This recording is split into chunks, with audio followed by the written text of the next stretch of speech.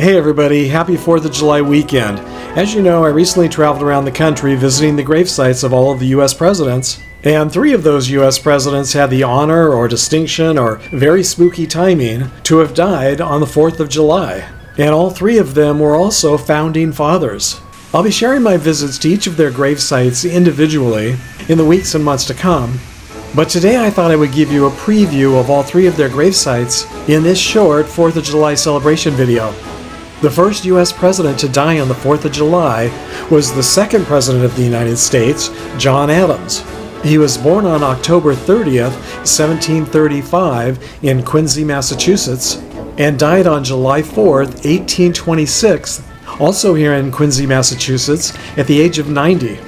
In the early days of the country, we didn't yet have a Republican Party and a Democratic Party. Adams was a member of what was then called the Federalist Party, which years later became the Whig and then the Democratic Party. This church where he's interred is also called the Church of the Presidents, because he's also laid to rest here with his son, John Quincy Adams, who was the 6th President of the United States. The 2 First Ladies are also laid to rest here with their husbands. To visit their gravesites, you take a tour, and the tour guide takes you downstairs into the basement, where you can view their tombs or sarcophaguses. There really aren't a lot of famous graves here in the US like this, where you can visit and actually be so close to their final resting place. And then when you consider that he died 196 years ago, it makes being here all the more historic. And then when you consider that our democracy seems to be coming to the end of its life, it makes being here that much more poignant. The second president to die on the 4th of July was Thomas Jefferson. He was the 3rd president of the United States, and a member of the Democratic-Republican Party.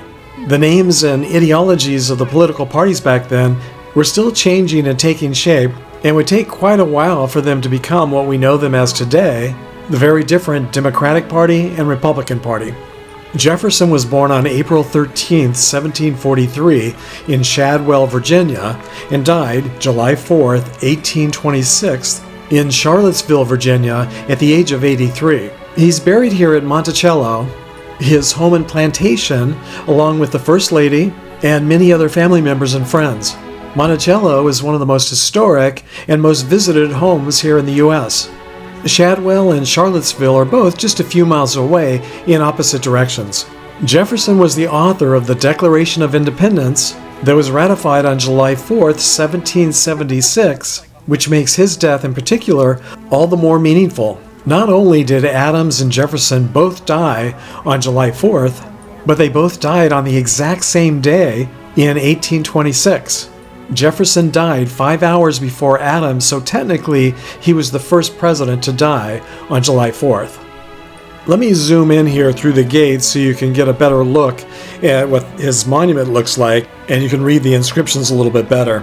Unfortunately, it's in the shade right now, so it's a little bit dark. I've been here for about a half hour, and there's been a steady stream of visitors ever since I arrived. It's definitely a very popular tourist attraction, and it isn't even summer yet. I'm sure it's even more crowded then. I think these must be students on a field trip since this is a weekday.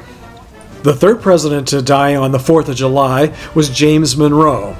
He was the 5th president of the United States, and he was also a member of the Democratic-Republican Party. He's buried here at Hollywood Cemetery in Richmond, Virginia. Monroe was born on April 28, 1758 in Monroe Hall, Virginia, and died from tuberculosis at the age of 73 on July 4, 1831 in New York City, just 5 years after John Adams and Thomas Jefferson died. He's laid to rest here with his wife and First Lady, Elizabeth Monroe, and his daughter, Maria.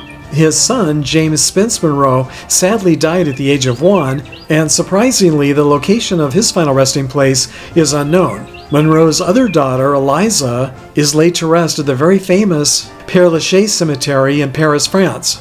Following the death of her parents and her husband, Eliza moved back to Paris, where she had spent much of her childhood. She entered a convent and died at the young age of 53. This week I want to give a shout out and a very big thank you to my newest channel supporters, Mitchell and Rachel M., Lisa Yoshida, and Mary Murphy. Thank you so much, Mitchell, Rachel, Lisa, and Mary, for your very kind donations to my channel. They're very appreciated. And thank you also to all of you who have taken the time to leave comments, to give thumbs up to the videos that you like, and to those of you who have subscribed. That means a lot too, and also helps this channel to grow. Until our next trip to the cemetery together, thanks for sharing the memories, everybody, and happy 4th of July.